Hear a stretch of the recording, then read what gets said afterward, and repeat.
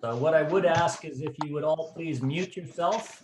As always, I will be taking notes if you have any specific questions that you want to ask, but please feel free. We try to make these as interactive as possible. If Teresa or Bob is talking and there's something and they come to a halt and there's a question that's burning in your mind that you want to ask about what they're talking about, please feel free to interject. Introduce yourself, because I don't believe Bob and Teresa know everybody here. And as always, I'd like to thank Mark Hart. Mark is up in the top left-hand corner of my screen. You can just see he just closes his windows and waves there. He's my technical guy, go-to that posts and everything up on the OC Callers webpage, puts all the material available, puts it out on YouTube, and acts as basically our chief collator, analyst, and bottle washer, and IT web specialist extraordinaire. And I don't think we could do a lot of what we do without Mark. So a lot of those people that work in the background definitely go unsung. We've got a smaller group here today, but I want to thank everybody for coming out. Today's session comes from a lot of the conversations and comments that have come out about Callerlab in these sessions over the last couple of years. And in particular, the last year, I call it the myth perceptions, not the misperceptions, about what Callerlab is, what Callerlab does, what they are and what they are not. So I've sent the email out, and Teresa and Bob Riggs, can you just give us a wave so we all know where you are? That's Teresa and that's Bob, have graciously agreed to join us. So Teresa is the current executive director of Callerlab, and she took over from Dana Shermer in 2020.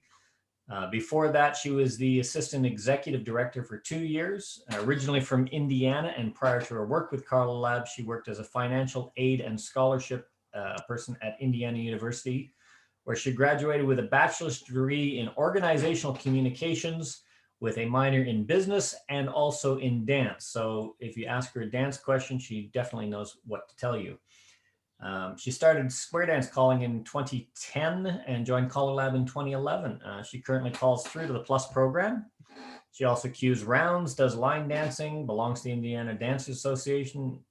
She's the publicity chair for the Indiana State Square and Round Dance Convention. And we could probably go on for another half hour, but we're going to also introduce her co-panel chairman, Mr. Bob Riggs.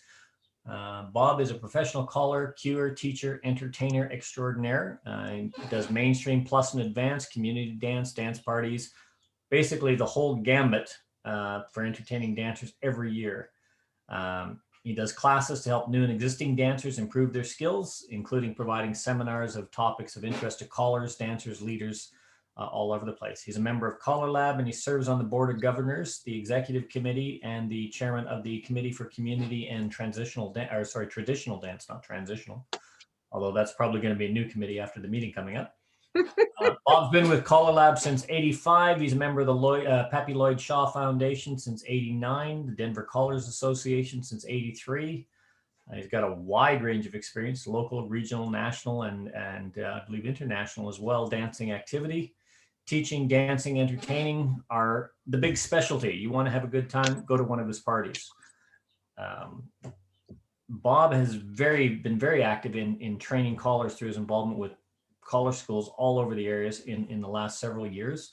And he's mentored a lot of callers in the Rocky Mountain region of the US. So please, everybody, welcome Teresa and Bob, and I will turn it over to you.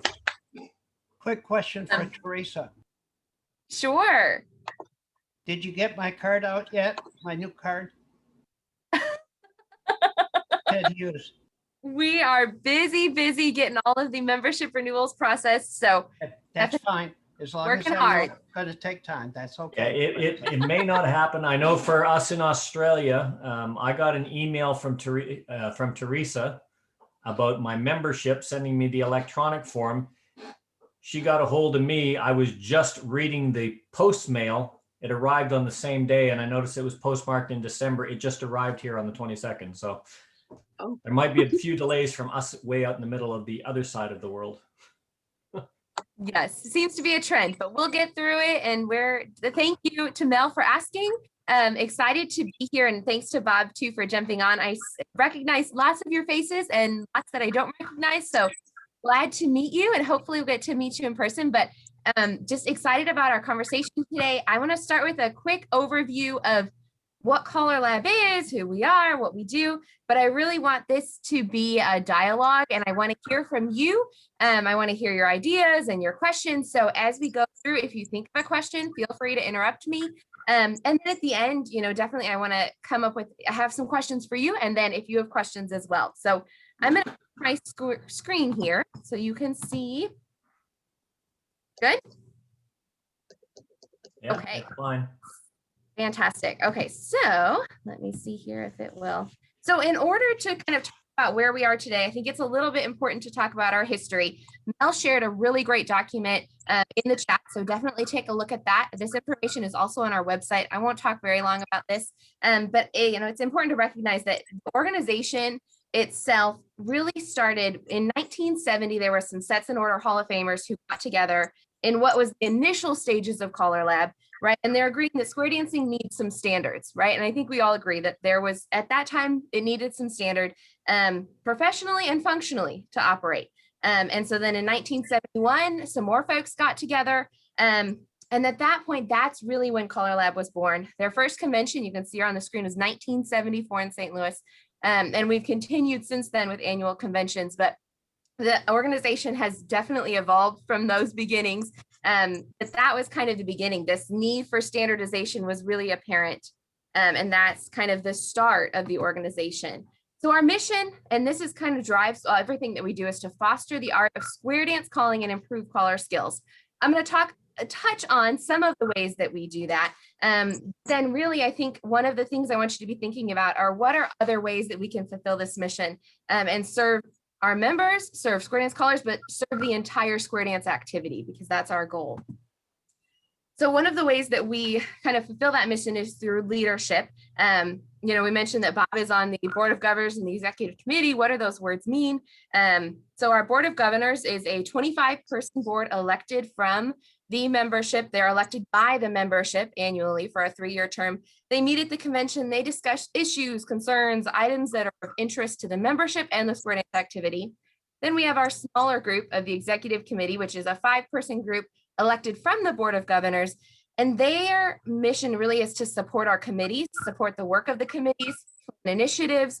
They make sure that the needs of the membership are met on a daily basis.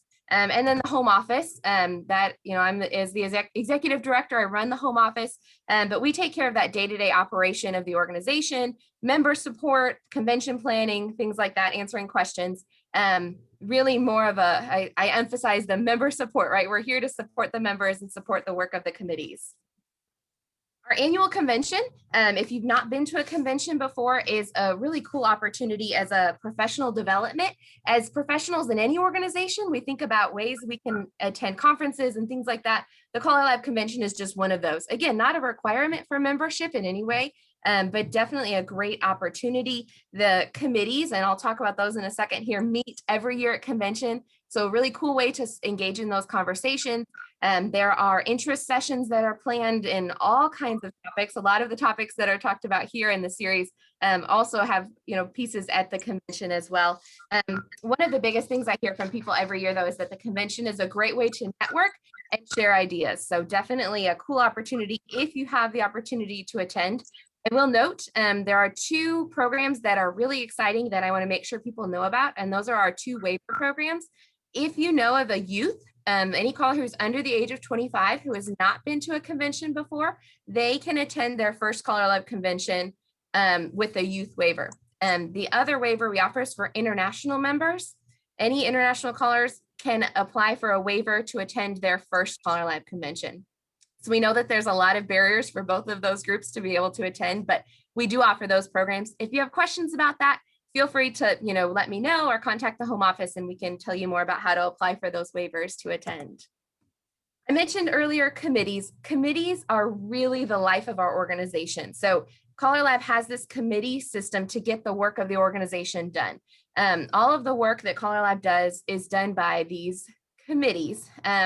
So any member of Callerlab who's been calling at least 3 years is eligible to join committees. So it's really simple. All you do is you just contact the home office, let them know what committees you'd like to join, and we can definitely get you connected that way. Right now, there are 25 current committees. It's kind of small on the screen, but this is also available on our website. The committee briefs are also listed there. So if you're interested, I know at the kind of in the beginning part, we talked about the applications review committee, the choreographic applications, the basic mainstream, plus advanced challenge. All of these are committees that are working in regards to the programs. We also have our support committees. They are working with caller training, marketing, public relations, social connections, and then our membership support. So these are great ways to get involved, not only to hear what's going on, but to have a say in that organization as well. The ECA serve as liaisons for the committee. So you can see, Bob Riggs is the liaison for our Group B mission support committees.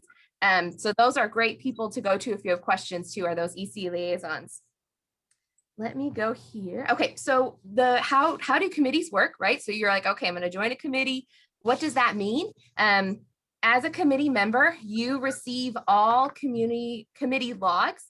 All the discussion happens via email, which is exciting because you can be wherever and participate in those committee discussions. When there's a specific topic, it goes out to the committee. They discuss via email, and then the voting happens electronically as well. So our members are really those folks that are participating on the committees. They're providing those discussions, voting on issues that are affecting the programs, that kind of thing, voting on any kind of support that's happening is happening through the committees.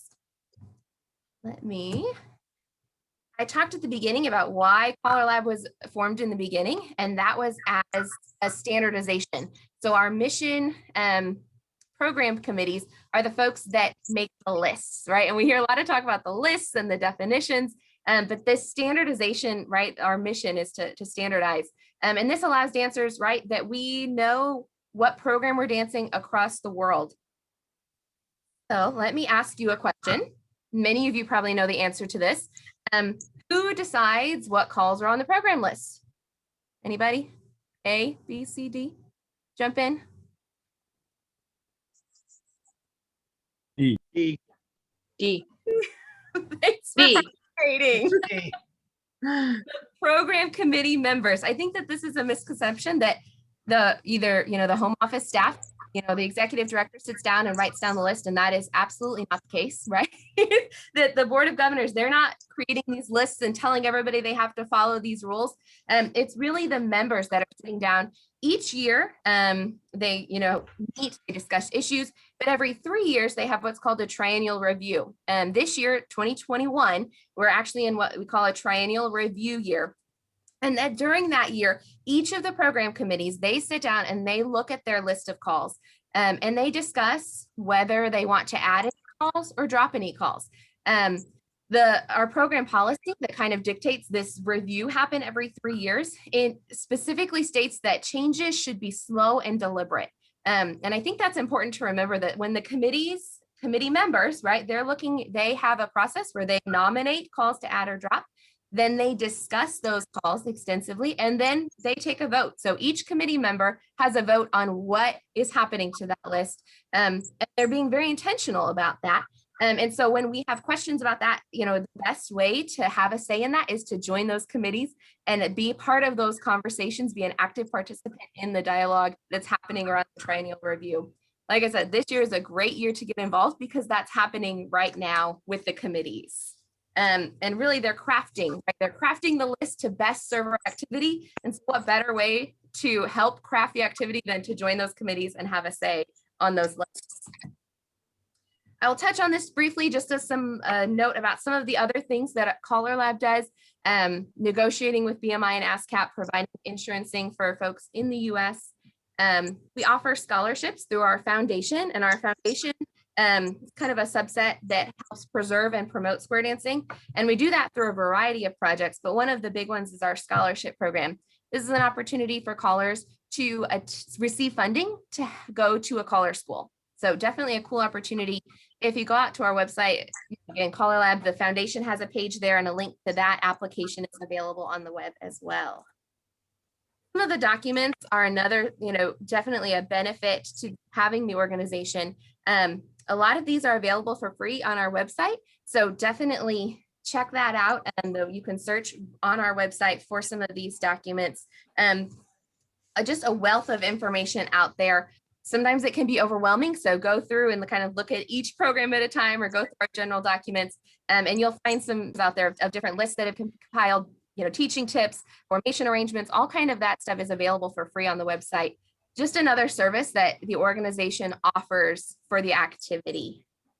If you've not been out to the knowledge base, this is one of our committees, and Barry Clasper is our chairman there of the knowledge base committee, and they have compiled resources on this website, again, available for free for folks. A lot of Callerlab documents are out here, also winning ways stories, just a ton of resources for callers and for dancers. So this is a great place to go if you're looking for some professional development, and if you want to read about a certain topic, searching for it on the knowledge base is a good place to start.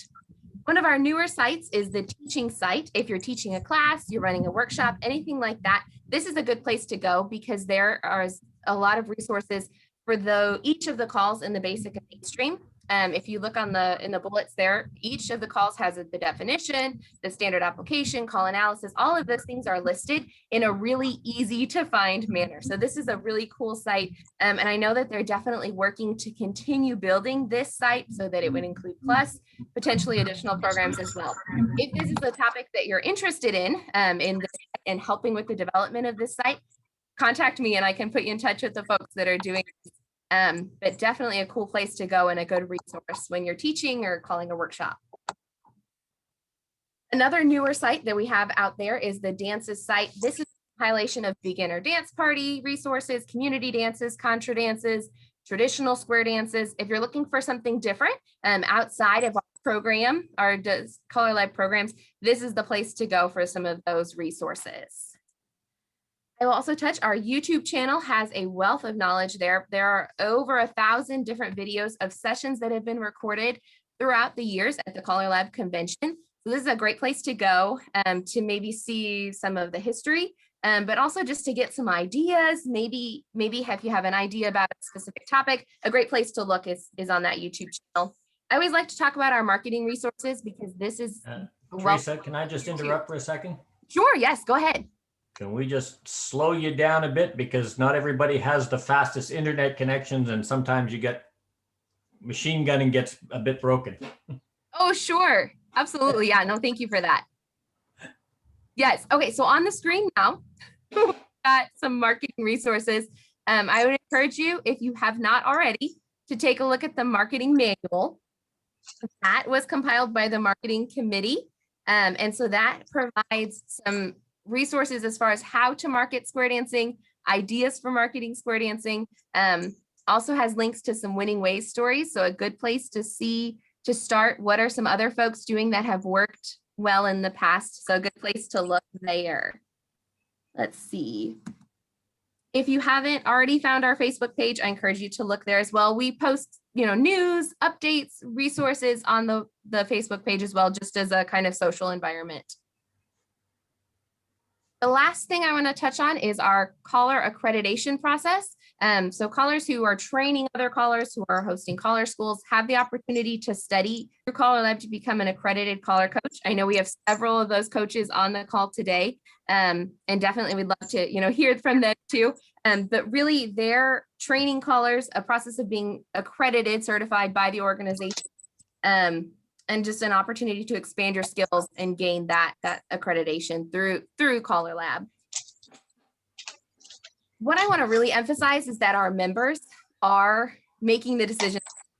They're the ones that are, determining the list. They're the ones that are providing the resources. They're developing these documents. And so a great way to get involved is to join those committees. If we're able to attend a convention, that's a great opportunity as well. We have our upcoming virtual convention, it's not a convention, but a meeting this year that we'd love to have you join as well. Lots of information on the website. If you have ideas or things that you want to see, or maybe you have a topic that you're passionate about and you'd like to contribute an article for our Direction newsletter, that's something that we love to see as well for folks that have interest in that. So that was a lot. And Mel said I talk really fast. So I do want to turn it, and if Bob wants to jump in at any point, these are just some questions that I have for you, but if there's other things that you want to talk about in regards to Caller, what we do, how we do it, why we do it. But I want to hear also, what can Callerlab do for you? What do you see as our role in the industry? And what would you like to see either as a member, or if you're not a member yet, what could we do for you that, would make membership valuable? So wanted to kind of throw those questions out there. And if you have questions now, I'd love to hear those too. So before we jump to your questions, I wanted to emphasize a couple of things. When we talk about committees, I've been on committees for quite a number of years, and the decisions that are made within the committees are done by votes of the committee members. There are certain guidelines that are used to make sure that we're all working together, both within the committees and between committees. But the biggest thing is from my perspective, I get to express my opinion, and I get to listen to the opinions of others. And in the last, I'll say 6 or 8 weeks, we've had a very vibrant discussion about the basic program and what should be added or not added, or what should be dropped or not dropped. And that dialogue has been going on for the last couple of months, and we're in the middle of the dialogue for the mainstream committee, and that will continue. And I think that that's a really, really important thing to know, that dialogue, if you're a member of that committee, you are involved in that dialogue. And if you say, well, I don't like the decision to drop this, well, then you express it and you tell them why, and you give your reason for it. And that allows us to build a healthy program. And we understand that for the folks in a given part of the world, some things are important, and in another part of the world, they're not important, but you need to express them so we understand them. I'll use the example of Australia, or at least that part of the world uses the grand slide, and a lot. And I have never in my life called it. Actually, I did call it about 2 weeks ago. I said, let's play with this, because I wanted to see it.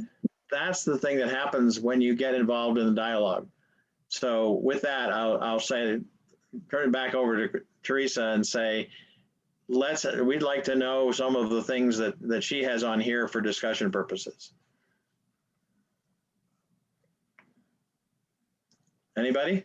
I've got a few questions that have come up in the chat. I'm going to get to yours, Glenn, at the end, because it's one that was a bit of a comment that comes up quite a bit, and I want to definitely open this up. David, no, you're not. I don't think there's anything wrong with your audio. It was skipping out a bit, but it seems to be coming forward and working. But if you are having problems, I think it's right across the board today. Just log out and log back in. I don't know why it's doing this, but I've had to actually log out and come back in. Okay, the first question was members on the committees, and I think you covered it. How do we get on it? Well, first, join Callerlab, get involved, and that way you can get your input onto the list discussion. And I think you covered that quite well. Bob, you mentioned the basic and mainstream. One of the questions that came up was, what is the change on the basic and mainstream program? As you wanted to address that, or I can, it's up to you. Well, let me just say that there's been a dialogue. There has, I'm trying to remember whether they've taken the vote for, actually they did take the vote, and we have lead left and what's the other one? Reverse wheel around.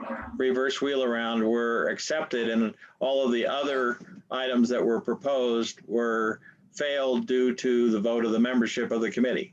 Is that correct, Mel? That's correct.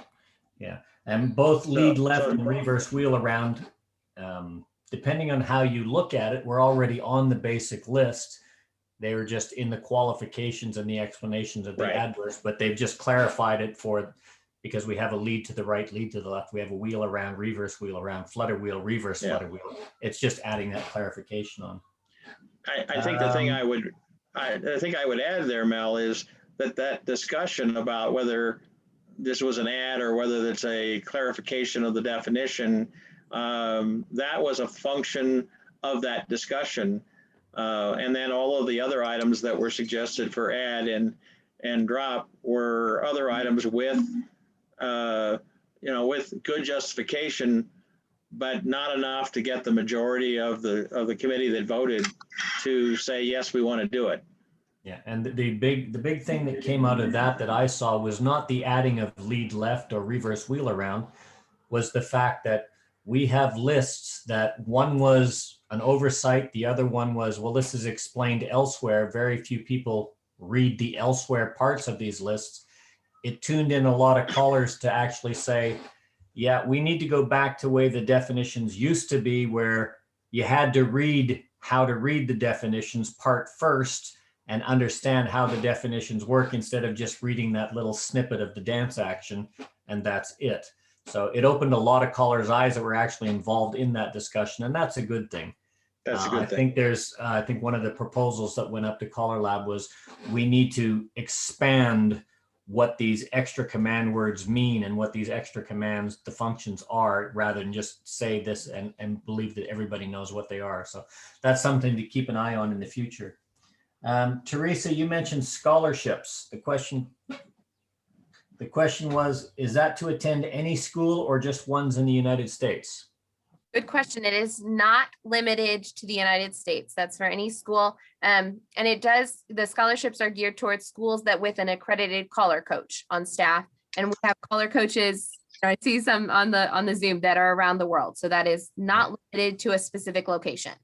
Okay, so as I understood it, you either had to have an approval with Callerlab and run the Callerlab curriculum, or have an accredited caller coach to be eligible for funding for a scholarship? Or is it just you have to have an accredited caller coach on the program? Oh, that's a good question. I will. Yeah, you have to have an accredited caller coach on the program, and for the full scholarship amount, it has to be a 40-hour school. Now, there are considerations of funding levels below that for schools that are not 40-hour schools, because there are some 30-hour schools out there and some that are a little bit less than the 40 hours. And there is funding for those. It's just not the full typical funding that we give, but it is aimed at accredited caller coaches as at least one on the staff. Yeah, this is one of the questions that was raised here in Australia, because we only have one accredited caller coach here in Australia. I was going to get involved with that with both Randy and with Steve to do my sitting, but I can't meet the follow-on requirements just because of the nuances of where I am in Australia at the moment. So on that, we just have to make sure that Steve gets booked for a lot of schools, I guess. Well, and I think there are a lot of qualified people out there, but I am an accredited caller coach, and it took me a number of years to work my way through that. And no matter where you are in the world, it takes a lot of knowledge, it takes a lot of time, and you need to have a dedication to the teaching necessary to help people learn how to do what we do as a craft. And that's sort of one of the things I'm dedicated to. I want to teach as many callers as I can how to be good at this craft so that we can teach dancers. Teresa, you mentioned the teaching resources page on the Callerlab website for teaching. A couple of people have pointed out that is a 404 error. There's a problem with that page. You don't get any documentation, you only get an error. Okay, I'll definitely take a look. I know we've recently migrated our website to the new platform, so there's still some little hiccups that we're working through. So those, we'll definitely be looking at that, but thank you for letting me know about that. Okay. BMI and ASCAP, the question was, where does Callerlab stand on CSAC, which is one of the other music associations? Yes, good question. So currently we do not have an agreement with CSAC. We know that Roundalab, our Round Dance partner, they have an agreement with CSAC. So callers that are interested in licensing through CSAC at this point, we refer them to Roundalab. Definitely something that's on our radar, but as of right now, we do not have an agreement to license through CSAC. And I believe you can buy a CSAC license only from Roundalab. That's my It's about- understanding as well. It's Yes. about $80 US. Okay, now here's one. This is a question that comes up an awful lot. On these lists, one of the things that goes on is why is the definitions and how these things are taught on the lists not done that way in the US when the rest of the world, when we translate it, when it's translated, it tells us how to use the call and do the calls. Why is it not done that way in the US? I'm not going to say who put that up, but I think a few people probably know who that was. You waiting for me to say something, Teresa? I told you were going to get put on the spot. So I'm going to say some things that would upset some people and probably make others cheer. First of all, we have to go back to the concept of the standardization. That was the desire from the very beginning of Callerlab. Second of all, we have to recognize that even within the US, we have what are called regional differences. And throughout the world, we have a lot of regional differences, things that are different from one place in the world to another. And so when you come down to my square dance life came from an area that was dominated in the 20th century by the followers of Lloyd Shaw and his teachings, meaning that in the central part of the US where I'm from, I came from a lot of hands up dancing, and therefore I've come to the definitional use of handholds and things of that nature sort of as a change that I had to make. And then when you move to the coasts of the US, you get it even more dramatic. And I think that's what you're referring to. Hand positions, the execution of the calls. If you go to Florida, you may get a lot of arm turn kind of swing throughs. In the central part of the US, you'll get hands up swing throughs. In the Northeast and in some other parts of the country, you'll get hands down swing through. So I'm just using that as an example, but I think that's what you're talking about. I had a very quick response here. That's part of it, but I think, hang on, I want to get this worded right. Regional difference is not using the program properly. Regional differences is not, I think that's a clarification to say, we're not talking regional differences, we're talking about not using the full program or not using movements. It's not about styling, things like left, right. I use the example, and we've had this conversation. The last time we had the movement recycle. It has a definition: ends, cross fold, centers fold and follow, etc. That's a short version. That's not the actual definition. Right. Standard dancing in some place is not standard dancing everywhere else. A lot of this relates to the European and the Japanese callers. They call what is defined on it. They use the material the way it is actually defined. So a recycle is a recycle. You're either an end or a center, and so on and so forth. If box the nat is on the program, they teach box the nat. They use the box the nat. That's not a regional difference. I'm paraphrasing here because the way this is worded, I think is along the line is we're not talking regional difference. We're talking not using the program the way it's written. Yeah, and I think I'll just throw out a comment too that, our Callerlab as an organization, right? So we're a member-based organization, and we've developed a lot of resources and a lot of documents, definitions, right? The way things are supposed to be done. But we're not a policing organization, right? So we can provide all of these resources and encourage folks to follow them. But there will be individuals who have those resources and maybe don't utilize them. So I think that that's kind of where the role of Callerlab is to provide these resources and the standardization. But again, we aren't a policing organization in that fact, if that kind of answers a little bit. Yeah, I'm going to paraphrase, if I may, on that. Callerlab as a whole groups together to set a standard bunch of lists, a bunch of standard definitions or dance actions for the world to use. The application of those lists and whether they're used to their fullest ability, properly entertaining the dancers, and how much training the callers want to put into it, that's a caller issue. That's not a Callerlab issue. And if you want to be more involved as to what is standard around the world, join Callerlab, put your voice on the panel, and then you can make a difference. I got a couple more questions. And I think, Oh, sorry, go ahead, Bob. well, I encounter a lot of places where there's a lot of situations where people are not using the whole, they call it a mainstream dance, but they're not using the whole list. We encounter that a lot, particularly with audiences. And I come back to the position that, first of all, callers out there are entertainers. Our job is to entertain a crowd, a particular group of people. And in some groups, in some areas, they dance better than in other areas. And as individual entrepreneurs or business people, we're trying to entertain and be hired back and all of those kinds of characteristics of a caller. And many of us try to say, well, how can we get our dancers to dance the full program? How can we get them to dance all of the formations and arrangements that a call is defined to be in? And the answer is it's very difficult.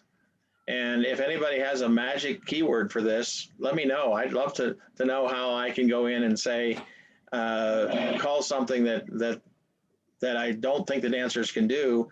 And if they fail, it's my fault. It's not their fault. Yeah. So that's a characteristic that is caller specific, not Callerlab specific. I've always gone by the adage of if somebody makes a mistake on the floor, blame the caller because they get paid. It's always the caller's fault. I agree with you 100%. There's a couple more questions and the board is starting to light up here. One, can a local caller organization be a member of Callerlab? Yes, good question. So you have an affiliate program where caller associations, caller groups can join as an affiliate. And so there's different perks that come with that. But on our website, there's an affiliate application, and that's specifically for organizations to join Callerlab. Yeah. I would like to add on to that. One of the things that came noted out of the discussions at the Basic, Mainstream, and Advanced Committee reviews and other discussions was, Guido, are you here? Guido? Yeah. Guido is one of the voices for ECTA, which is the European Callers and Teachers Association. Now, it came to light, there's actually more callers around the world than there are in the States, but there's more members of Callerlab in the States. So one of the things that happens a lot, Guido has done a fantastic job with ECTA, and he's canvassed and polled about these reviews, the triennial reviews, because there's a lot of members there that are not members of Callerlab, and he's collated their responses together. But the reality is that all works together as one response from Guido. But if you want to have that say and you want to have that vote on what can, what cannot be done, what changes to these things, become a member. That's really all I can say, because that's the only way you're going to get your voice heard. Affiliate members, I don't believe, I could be wrong in this, don't have a position or a vote on the committees. That's for members. And if you're not a member, that's correct, you're not involved. But what Guido does, and I will say this, what Guido does on behalf of ECTA, and a couple of others have done things, I'm not sure who it was, but somebody did this on behalf of the Japanese callers as well. They put down a collation survey of what this was, and this was the general sentiment in that country. That is taken into account when making these decisions. It's brought up in the discussion, but the actual vote and the decision is made by the members. Is that correct? That is correct, and I wanted to say that feedback from ECTA was very informative and very clear and very well organized. And so as a committee member, I appreciate it, and as a liaison to committees, I appreciate that kind of feedback. Yeah. There was one comment here. I'm just going to read it out. This was in the general chat, but it is something that's come up an awful lot. Glenn, you can address this since you put it into that, but it says, I was told not to bother joining Callerlab until I was calling publicly. Is that still the recommendation? Oh, good. Do Good. you have any, Stop talking. go ahead, Teresa. Well, so I think that when we talk about, there's several reasons why people join Callerlab, right? So part of that reason is to have a voice. And so whether or not you're calling publicly or not, we'd love to have your voice in there. I think the other reason to join Callerlab is to provide support for the organization. And so, for callers who maybe aren't calling publicly yet, still definitely something that we'd love to have your voice in the organization too. And it's up to each member at what point they join. But yeah, definitely I would encourage anyone, right, any caller to join, whether or not calling publicly. And there was a couple of other comments. One with No, folks we've don't got- follow advice no matter how good Callerlab has said it was. For instance, Callerlab has said it's not a good idea to hold mixed program dances, basic, mainstream, plus advanced all on the same night, but we do. I think you've pretty much summed that up, Teresa, in that you put out guidelines, you put out recommendations, but you're not police. If it's working for you, great. If it's not working for you, change it. I don't know how much better you can clarify that. Caller Terry has a question. Yeah, I was just going to say for the women that are on here, they actually have a women in calling committee that is kind of beneficial to any woman that's in calling. So I would encourage you to join, if not for any other reason than to be on that committee. I would comment a little bit. I don't think Callerlab has necessarily said you shouldn't hold mixed dances. I think that there are individual callers who have said that, and I've said that, but it isn't representing Callerlab. When you get into the dialogue with members through the email involvement, you soon find out that there are a lot of opinions about how to hold a dance, what's the format of a dance, what to include in a dance, all those kinds of things happen.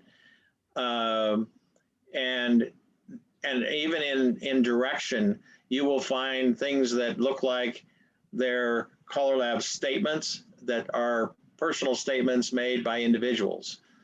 So be aware of the fact that unless it's within a program document, within one of the programs on an official Callerlab header, it may be an individual's statement. That's always good advice. I want to add one thing about that.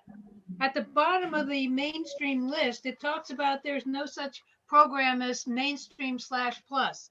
And going back to my memory, which may or may not be faulty due to my age, early on when the programs were being developed, that people would bleed from mainstream to plus. So they'd have these dances that were kind of not properly defined as a mainstream dance and or a plus dance. And that was what I believe that statement was originally trying to discourage, was if you're calling mainstream, no offense to anybody, but the call roll is on the plus list and you don't say and roll the face and get away with it, period, end of sentence. It's an interesting discussion that was had. There was actually a couple of really good articles that were written about that, but callers have tended to do what Roundalab is doing. And Roundalab has this program, which I've never really understood, which is phase 3+2. What would happen if we called a mainstream dance called mainstream +2, 2 movements off the plus program, where we listed what, you would never get away with it. They do in Roundalab. How this works, I don't know, but I think that's probably a discussion along that line that is best left for another time. I've used that argument We before, might man. get, Betsy, we might get both you and Roy to come up and tackle the hard questions on that one. For each dance, you'd have to announce for each tip, you'd have to announce what the plus was. Absolutely. One comment that came up was a perception, which I think, just given who we have here, is that Callerlab is run and dictated by people that call up at the higher levels and probably don't even recruit dancers anymore. That's not true. In Teresa's introduction, and you can clarify this, you only call up to plus, is that correct? That's correct. Okay, so, and you've only been calling now for 10 years, is that correct? That is also correct. Okay, and you are the executive director of Callerlab, is that correct? That's correct. And I think I'm glad you made that point. What's important to recognize, right? And compared to many of you, that I am just a baby in the organization, right? But also I don't make the decisions, right? I work on the day-to-day operation as the executive director, but our members and, folks that are on the basic mainstream committee, one of the committee requirements is that you call the mainstream program. So I think that this is important, right? That we're looking at a variety of different folks who call it a variety of different levels, are part of the organization, not just folks who call it the higher levels. I am not one of those people. There's been people that have been on the committee for a long time that don't call above plus. Yep. I don't think John Jones calls above plus for most of his dances. And so he's been there for a long time. And I would like to add on, my first experience with this was back in 1983 when, as a caller that only did mainstream, not even doing +1 or +2 at the time as it was one of the advantages of being a brand new caller is I didn't have any bad habits to break. At least I thought I had bad calling habits, but I didn't have any bad habits to break, in that I was willing to put up a question and say, I have no idea what you're talking about. Can you please explain that from a new caller perspective? And it suddenly put some of these people up on the chairs into perspective because they respond to the questions that are asked. New callers ask new questions. It may be, something that everybody knows, but if it's new to you, ask it, because that's why we joined. That's when it was fun. That's when it was. And we've got to get back to that. So Teresa, that's why I brought that up specifically. I know I didn't ask that specifically to say, have you only been calling 10 years? Do you only call the plus? It was to prove a point that you're the executive director of Callerlab. You're a relatively new caller and you do only call the plus. Many people that are here call at much higher levels. Get involved. Many people are at lower levels. Get involved. Your voice and your opinion is important because we're all part of this activity. Yeah, that thing about the high level callers run it and they haven't recruited. That's one of those. How many things can we find wrong with this sentence? Yeah, like I said, this is why when I talked to Teresa originally, I was talking about myth perceptions, not misperceptions, but myth perceptions. There's this idea that it's a bunch of old callers back in the back room with dark cloaks and candles on the table conducting a square dance seance to say, okay, what can we pull out to really confuse callers these days? It doesn't work that way. A question came up. What are the advantages of being an affiliate organization? I'll address that a little bit and then let Teresa take it. I'll use an example. The Lloyd Shaw Foundation is an affiliate organization. And you go, well, why is the Lloyd Shaw Foundation an affiliate organization? Well, that means that members of the Lloyd Shaw Foundation who want to get licensing and or insurance can get it at Callerlab prices without being a member of Callerlab because it's not necessarily appropriate. They're contra leaders or they're traditional square leaders or so on, but they're not contemporary square dance leaders. That's just an example of that organization. The Denver Area Callers and Cuers Association is an affiliate organization, and we get information and we get knowledge and we're supporting the organization. So there's just two examples on my part. Yeah. On the document. I'll also add. Sorry, go ahead. That's okay. So I'll add that our affiliate organizations, they also receive a lot of the communication that happens to our members. So our direction newsletter goes out to our affiliate member organizations, our electronic news blast, so that those organizations are also aware of some of the, hot topics, the things happening currently in the organization. 24, 25, 26, 27. On the document that I posted, I've just got to 40 here and I'm still counting. On the document I posted there, and also on the Callerlab website, there is a list of affiliate organizations. Like, for instance, the Australian Callers Association or Callers Federation is an affiliate organization. The Calgary Callers, East Texas Callers, Gay Callers Association, they're all affiliate organizations, and they do reap the benefits of being associated depending on where you are with that. For us in Australia, it's more of a communications benefit. But there are a lot of benefits to being a Callerlab member, particularly if you're in the States with BMI and ASCAP, Round the Lab with CCAN. Other organizations around the world, maybe if more people were involved around the world, Callerlab might step in and start dealing with things like GAMA and SOCAN in Canada, and ACA, or the whatever the heck we call that music association here in Australia. I can't remember the name of it right now.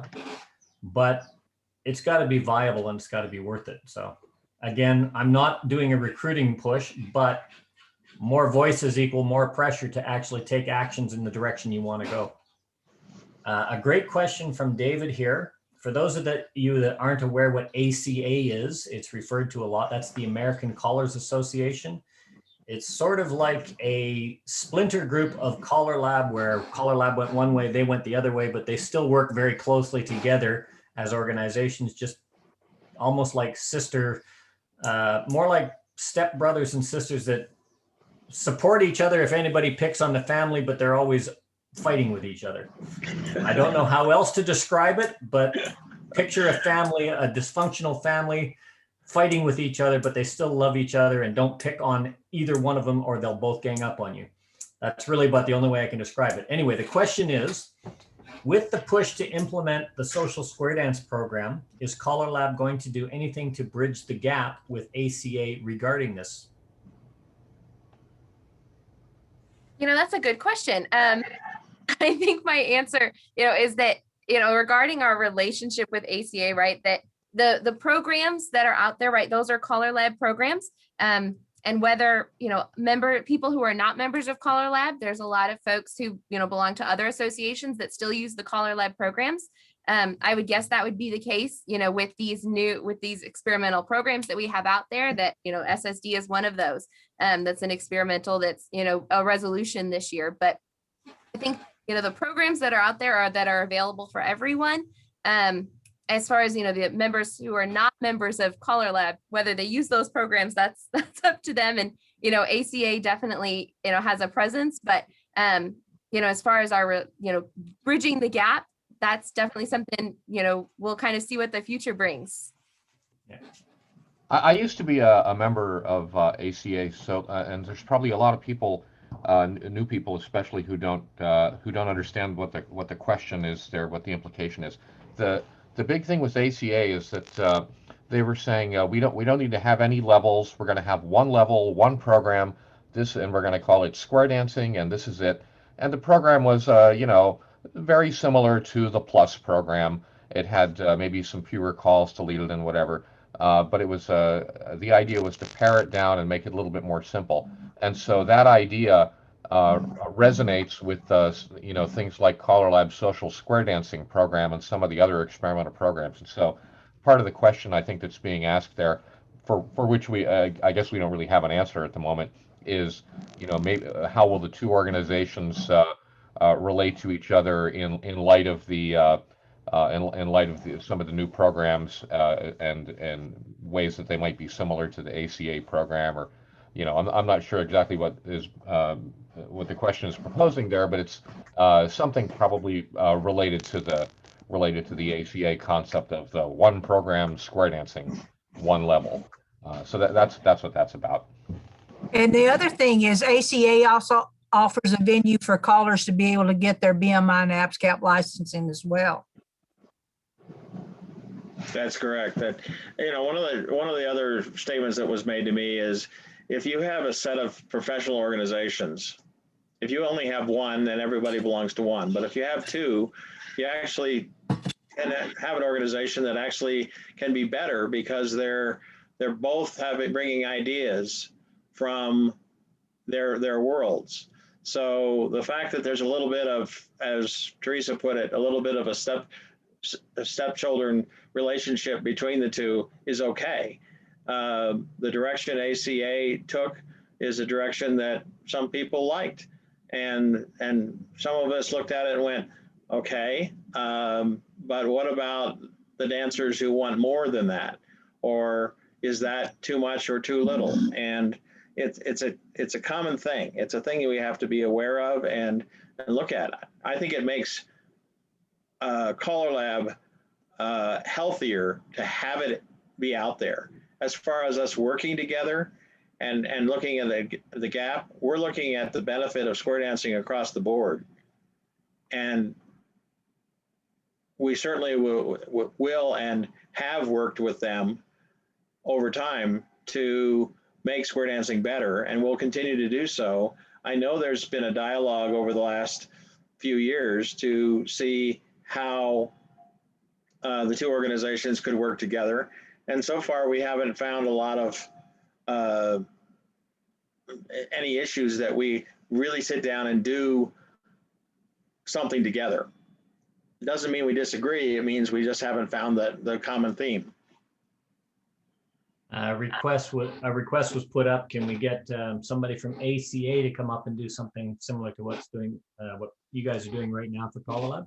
Sure, I've got no problem doing that. One of the biggest strengths of square dancing and square dance calling and becoming a better caller is to have competition. If you want to become a better caller, have other callers in your area, share your knowledge, but learn to get better, and then you'll get hired more. And I can only say the same thing about Callerlab and ACA. It's like that movie with Sylvester Stallone in the future, Demolition Man, where Pizza Hut is the only restaurant. They won the wars. Well, quite frankly, I think it's going to eventually become whichever organization and group makes it the most fun, the most entertaining that people want to get to and get their callers doing what they should be doing, which is entertaining and dancing, is going to win. It was Nothing Taco wrong Bell. with healthy competition. Taco Bell won the restaurant wars. All restaurants are Taco Bell. Couldn't remember if it was Pizza Hut or Taco Bell, but it's That was it's a that great kind of movie. stuff. I'm a strong proponent of good, healthy competition